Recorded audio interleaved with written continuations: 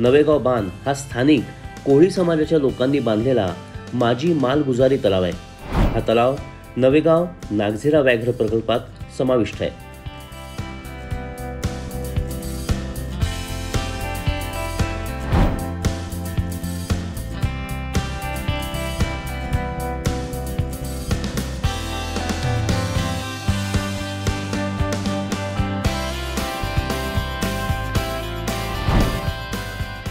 या तलावाच्या परिसरात अनेक प्रकारचे वन्यजीव आणि विविध प्रकारचे देशी विदेशी स्थलांतरित पक्षी आढळतात।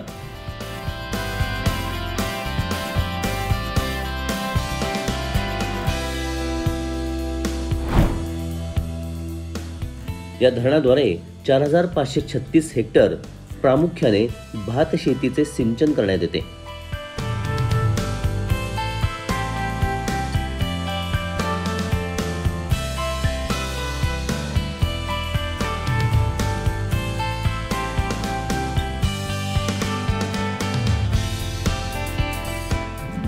नवेगाव धरण हे महाराष्ट्रातील गोंदिया जिल्ह्यात आहे। धरणाचा जलाशय नवेगाव तलाव म्हणून ओळखला जातो, ज्या भोवती नवेगाव राष्ट्रीय उद्यान पसरलेलं आहे।